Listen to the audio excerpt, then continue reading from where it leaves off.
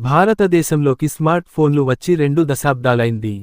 ఒకప్పుడు ధనికులు మాత్రమే వాడే వస్తువు నేడు నిత్యావసరమైపోయింది. పని కోసమని భర్త చదువు పేరు చెప్పి పిల్లలు దాన్ని తమ జీవితంలో భాగం చేసుకున్నారు.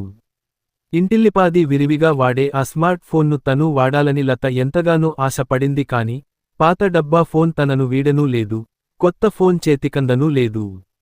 ఎట్టకేలకు ఈ మధ్యే మార్కెట్లోకి కొత్త మోడల్ ఫోన్ రావడం, యాదృచ్ఛికంగా అదే సమయానికి భర్త ఫోన్ సరిగ్గా పనిచేయకపోవడంతో ఆయనకు కొత్త ఫోను, లతకు శ్రీవారి పాత ఫోను అందాయి.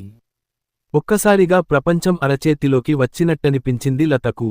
మొదట్లో ఆ వేగాన్ని అందుకోవడానికి ఇబ్బందిపడినా, కొడుకు సహాయంతో కొంత తన చురుకుదనంతో మరింత ఎట్టే నేర్చేసుకుంది. వాట్సాప్ అంటే ఏంటో తెలుసుకుంది. పాత స్నేహితుల ఫోన్ నంబర్లను వెతికి పట్టుకుంది. 25 ఏళ్ల క్రితం తనతో పాటు 10వ తరగతి చదివిన వాళ్లందరూ ఒక వాట్సాప్ గ్రూప్లో ఉన్నారని, అప్పుడప్పుడు కలుస్తుంటారని తెలిసి చిన్నపిల్లలా ఆనందపడింది. కాలం గిర్రున తిరుగుతోంది. లత చేతికి స్మార్ట్ ఫోన్ వచ్చి అప్పుడే సంవత్సరం దాటింది. తన బావి మాత్రమే ప్రపంచం అన్న భ్రమలో బతికిన కప్పకు, ప్రపంచం అనే సంద్రం గురించి కొద్ది కొద్దిగా తెలుస్తోంది. 10వ తరగతి స్నేహితుల గ్రూప్లో గుడ్ మార్నింగ్ మెసేజ్లు, ఆరోజు చేసుకున్న వంటలు, పిల్లల పుట్టినరోజునాడు ఫోటోలు పంచుకుని మురిసిపోవడము అలవాటైపోయింది. వసంత, రాజీ, భాను, చైతన్య ఇలా తన పాత మిత్రులలో కొందరు తనలాగే గృహిణులైతే, మరికొందరేమో పెద్ద పెద్ద ఉద్యోగాలు చేస్తూ ఉన్నతంగా స్థిరపడ్డారు. అప్పుడప్పుడు ఈర్ష్యపడినా, వాళ్లని చూస్తే ఎందుకో చాలా గర్వంగా అనిపించేది లతకు. చిన్నప్పుడు తనతో టిఫిన్ డబ్బాలు, చాక్లెట్ ముక్కలు పంచుకున్న చీమిడి ముక్కు స్నేహితులు ఈరోజు గొప్ప గొప్ప స్థానాల్లో ఉన్నారంటే నమ్మాలనిపించదు. ఒక్కోసారి నవ్వొస్తుంది కూడా. వారిలాగే తను కూడా చదువుని కొనసాగించి ఉంటే బావుండేది కదా అనుకోని రోజు లేదు. ఏదైతేనేం, నేను సాధించలేనిది వీళ్లు సాధించారు అని గర్వపడేది.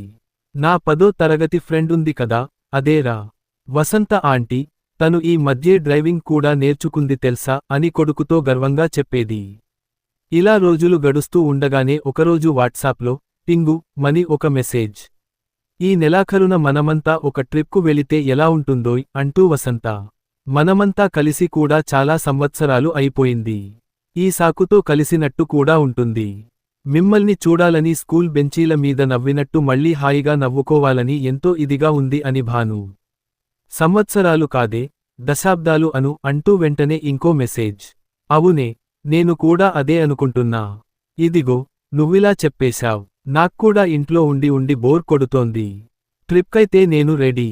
ఎప్పుడు, ఎక్కడ, ఎలా అనేది మీ ఇష్టం ఎమోజీలతో తన ఎగ్జైట్మెంట్ను వ్యక్తపరిచే ప్రయత్నం చేస్తోంది మరో స్నేహితురాలు.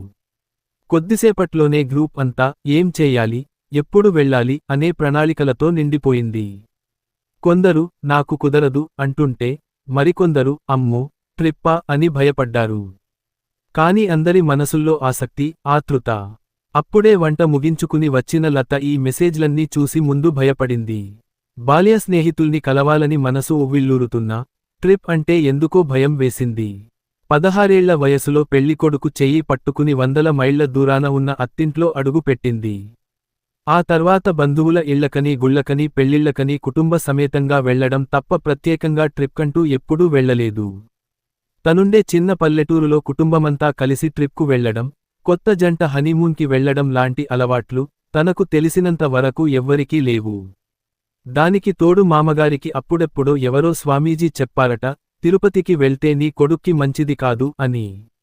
దాంతో మిగతా కుటుంబాల్లా ఏడాదికోసారి తిరుపతి వెళ్లే భాగ్యమూ లేకుండా పోయింది. చిన్నప్పుడంతా పెళ్లయ్యాక నీ మొగుడితో ఎక్కడికైనా వెళ్లవే అనేవారు ఇంట్లో.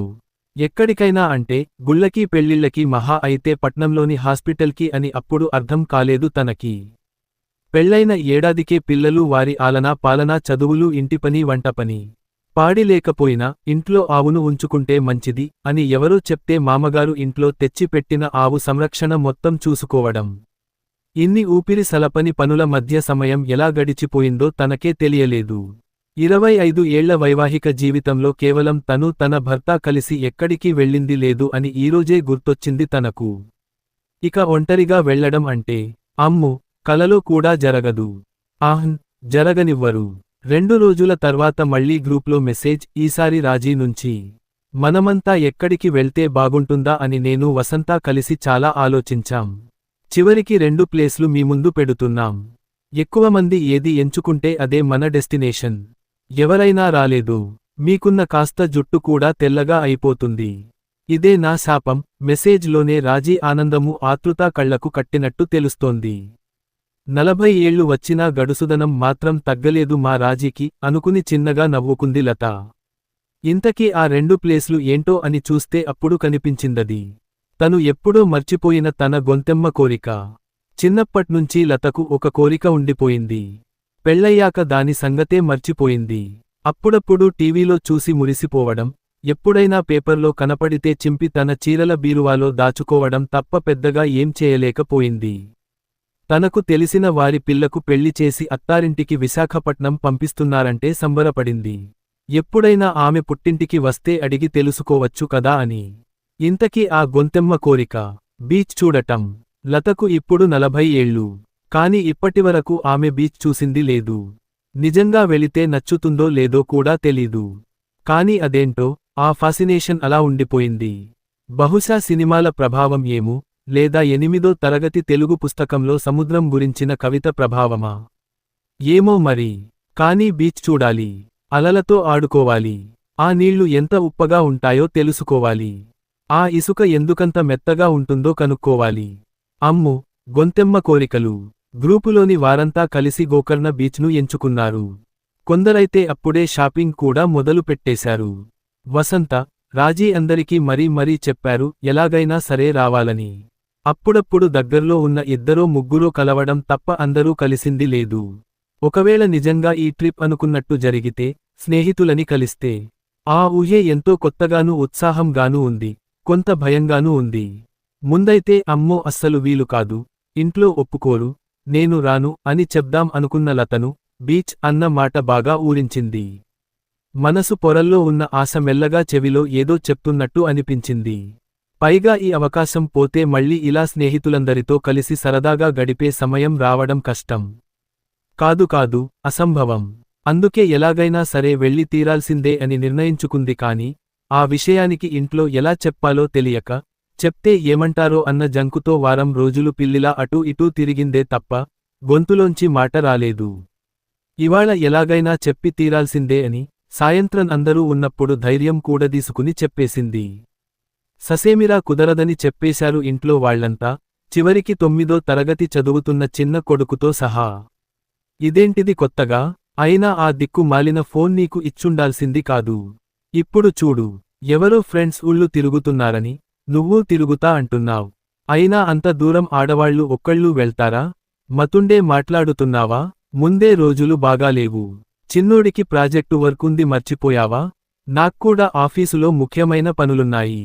అమ్మ ఆరోగ్యం సంగతి ఏంటి? ఆవిడకు మందులు ఇవ్వకపోయినా ఫర్వాలేదు అనేనా నీ ఉద్దేశ్యం?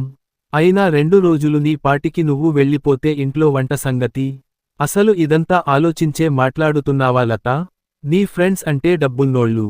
ఎన్నైనా చెప్తారు. 10 మంది నౌకర్లను పెట్టుకుని ఊళ్ళన్నీ తిరుగుతారు. వాళ్లని చూసి నువ్వు కూడా అలాంటి ఆలోచనలు పెట్టుకోకు.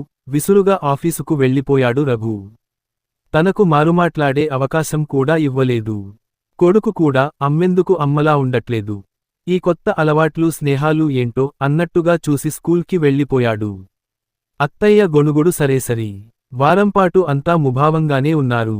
చివరకు నెలాఖరు రానే వచ్చింది. శుక్రవారం సాయంత్రం ఆఫీసు నుంచి వచ్చిన రఘుకు ఇల్లెందుకో నిశ్శబ్దంగా అనిపించింది. లత కోసం చూస్తుంటే ఆమె రాసిన లేఖ టీపాయ్ మీద కనిపించింది. కట్టలు తెంచుకుని వస్తున్న కోపాన్ని అణుచుకుని చదవడం మొదలుపెట్టాడు. ప్రియమైన శ్రీవారికి, ఇలా మీకు లెటర్ రాయాలని ఎన్నిసార్లు అనుకున్నానో తెలుసా? మన పెళ్లైన కొత్తలో సినిమాల్లోలాగా మీకు ప్రేమలేఖ రాద్దాం అనుకునేదాన్ని. కాని మళ్ళీ మీరు ఏమనుకుంటారో, అత్తయ్యవాళ్లు చూస్తే తిడతారేమో అని మిన్నకుండిపోయాను. ఇన్నాళ్లకి ఇలా రాయాల్సి వస్తుందని అనుకోలేదు. మొన్న నేను స్నేహితులని కలవడానికి వెళ్తా అని చెప్పినప్పుడు మీపాటికి మీరు తిట్టి వెళ్ళిపోయారు. కనీసం నేను చెప్పేది వినిపించుకోవడానికి కూడా ప్రయత్నించలేదు. నేను ఎప్పుడు మాట్లాడినా నా నోరు మూయించడానికి మీరే గట్టిగా అరిచేసి వెళ్ళిపోతారు. మీరు ఆఫీసులో పనిచేసి అలసిపోయి ఇంటికి వస్తున్నట్టే నేను కూడా ఇంట్లో పనంతా చేసి అలసిపోతాను. అయినా కూడా చిన్నోడు స్కూల్ నుంచి రాగానే వాడికి తిండి, వాడి హోంవర్క్లు, ప్రాజెక్టు వర్క్లు అన్నీ దగ్గరుండి చేయిస్తున్నా. ఎప్పుడు ఎన్ని మార్కులు వచ్చాయని అడగటమే తప్ప ఏ రోజైనా వాడి ప్రాజెక్టు వర్క్లో సహాయం చేశారా?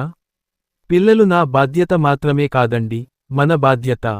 అత్తయ్యకు వయసు వల్ల వచ్చే మధుమేహం, కీళ్ల నొప్పులే తప్ప మిగతా విషయాల్లో ఆరోగ్యంగానే ఉన్నారు. ఆ విషయానికి మీక్కూడా తెలుసు. 2 రోజులు నేను లేకుండా స్వయంగా మాత్రలు వేసుకోగలరు. మరి ఇబ్బందైతే మీరు దగ్గరుండి కొంచెం చూసుకోండి. ఎప్పుడు ఏం వేసుకోవాలో డబ్బాలో ఉంచి పైన రాశాను కూడా. పక్కింట్లో పనిచేసే లక్ష్మికి చెప్పాను, ఈ 2 రోజులు తను వచ్చి వండి పెడుతుంది. పర్యవేక్షించడానికి అత్తయ్య ఎలాగూ ఉన్నారు. ఎప్పుడూ నా వంటను మాటవరసకైనా మెచ్చుకొని మీరు 2 రోజులు నేను వండి పెట్టకపోతే కుటుంబం అంతా ఆకలితో చస్తారేమో అన్నట్టు అరవడం కొంచెం నవ్వు తెప్పించిందంటే నమ్మండి. అయినా నా స్నేహితుల గురించి మీరు అలా తక్కువ చేసి మాట్లాడతారని కించపరుస్తారని నేను అస్సలు అనుకోలేదు. భర్త మీద ఆధారపడకుండా సొంత కాళ్ల మీద నిలబడి సంపాదిస్తున్నారనా? లేక మీకంటే ఎక్కువ సంపాదన ఉందనా? లేదంటే వాళ్ల సాన్నిహిత్యం వల్ల నేనెక్కడ మీ మాట జవదాటుతానోనని భయపడుతున్నారా? 2-3 నెలలుగా గమనిస్తూనే ఉన్నాను. నేను ఎప్పుడో ఒకసారి ఫోన్లో మాట్లాడినా విసుక్కున్నట్టు చూస్తారు. చిన్నోడితో కలిసి నా మీద నా స్నేహితుల మీద కుళ్ళు జోకులు వేసి నవ్వుకుంటారు. టైంకి అన్ని పనులు పూర్తి చేసి పెడుతున్నా కూడా అస్తమానం ఆ ఫోన్లో ఏంటి అని ఎద్దేవా చేస్తారు. సాయంత్రం ఆఫీసు నుండి వచ్చినప్పటి నుండి మీరు కూడా అదే ఫోను ఫేస్బుక్ ఆ లోకంలోనే ఉంటారు కదా. కనీసం పిల్లాడితో స్కూల్ గురించి కూడా మాట్లాడరు. ఏం జరుగుతోందో కనుక్కోరు. అన్నీ చూసుకోవటానికి లత ఉంది కదా అని నమ్మకం. ఏమైనా అంటే అలసిపోయి వచ్చాను నన్ను రెస్ట్ తీసుకొని అంటారు. మరి నా అలసట సంగతి? ఎన్నోసార్లు బిజినెస్ మీటింగ్స్ అని ఫ్రెండ్స్తో ట్రిప్ అని అకస్మాత్తుగా వెళ్ళిపోయేవారు. ఒక్కోసారి అక్కడికి వెళ్ళాక తీరిగ్గా పని మీద వచ్చానోయ్ 2 రోజుల్లో వచ్చేస్తా అని చెప్పేవారు. 2 రోజులు కాస్త 4 అయ్యేవి. పని కాస్త స్నేహితులతో కొలీగ్స్తో ట్రిప్ అయ్యేది. అయినా నేను ఆనందపడ్డానే తప్ప ఏనాడు మిమ్మల్ని చూసి అసూయపడలేదు. తిరిగొచ్చాక మీరు అక్కడ అలా ఉంది ఇలా ఉంది అని చెప్తుంటే విని సంబరపడ్డాను. మీరు వెళ్తే నాకు చెప్తారు, నేను వెళ్తే మాత్రం మిమ్మల్ని అడగాలి. కనీసం నెల ముందే అడగాలి. అది పుట్టింటికైనా సరే.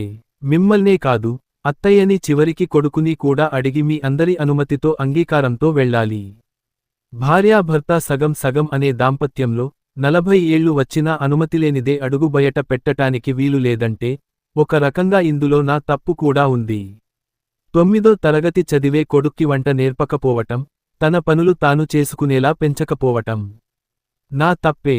ఇంటి చుట్టూ కనీసం 2 మంచి స్నేహితులనైనా చేసుకోకపోవడం, పెళ్ళిళ్ళు పేరంటాలతో పాటు స్నేహితులతో అప్పుడప్పుడు అయినా ఏదైనా సినిమాకు వెళ్ళకపోవడం, వంటా వార్పు ఇల్లు వాకిలి తప్ప కనీసం ఒక్కటంటే ఒక్క వ్యాపకమైనా పెట్టుకోకపోవడం నా తప్పే. అలాంటి ఎన్నో చిన్న చిన్న తప్పిదాల బరువు మోసి మోసి నా బరువు కూడా పెరిగిందనుకుంటా. అందుకేనేమో ఎంత ప్రయత్నించినా నేను బరువు తగ్గటం లేదు. ఎప్పుడూ అంటుంటారుగా, బాగా లావైపోయావు అని. మెల్లిమెల్లిగా ఆ బరువుని దించే ప్రయత్నమే చేస్తున్నాను. అందులో మొదటి అడుగే ఈ ఉత్తరం. ప్రేమతో మీ బరువైన శ్రీమతి. విపరీతమైన కోపంతో ఉత్తరం చదవడం మొదలుపెట్టిన రఘు తెలియకుండానే ఆలోచనల్లో పడ్డాడు. బహుశా ఆలోచన కూడా అంటువ్యాధి లాంటిదేనేమో. లతలో పుట్టిన ఆలోచన రఘుదాకా వచ్చింది. రఘు ఆ ఆలోచనల బరువుని మోయగలడా? దాంపత్యం అంటే భార్యాభర్తలిద్దరూ కుటుంబ భారాన్ని ఆనందాన్ని మాత్రమే కాదు, తీరికని ఓపికని కూడా సమానంగా పంచుకోవడం అన్న నిజాన్ని జీర్ణించుకోగలడా? దీనికి కాలమే సమాధానం చెప్పాలి. ఇక్కడ రఘు ఉత్తరం చదవడం పూర్తిచేసిన సమయానికి అక్కడ లత మాత్రం ఉప్పు నీటి కెరటాలు జుట్టుని తాకుతుంటే చుట్టూ ఉన్న తన బాల్య స్నేహితులతో అలలతో పోటీపడి మరీ పరుగు తీస్తోంది. చిన్నప్పటి లతలా ఆడుకుంటోంది. స్త్రీలకు స్వేచ్ఛ అయినా దొరుకుతుందేమో గాని స్నేహం దొరకటం చాలా కష్టం. అలాంటి అపురూపమైన స్నేహాన్ని ఆ స్నేహితులు గట్టిగా పట్టుకుని గుండెలకు హత్తుకుని 40లలో 20లలా ఆడుకుంటున్నారు. ఆలోచనలు ఇచ్చి పుచ్చుకుంటున్నారు. అలల హోరు కూడా మూగబోయేలా నవ్వుతూ అందంగా ఆత్మీయంగా కిందపడిన గవ్వలతో పాటు జారిపోయిన బాల్యాన్ని ఏరి గుప్పిట్లో దాచుకునే ప్రయత్నం చేస్తున్నారు. ఆ క్షణంలో లతనే చూస్తున్న ఒక టీనేజీ అమ్మాయి తనలో తాను అనుకుంది, she is just a girl.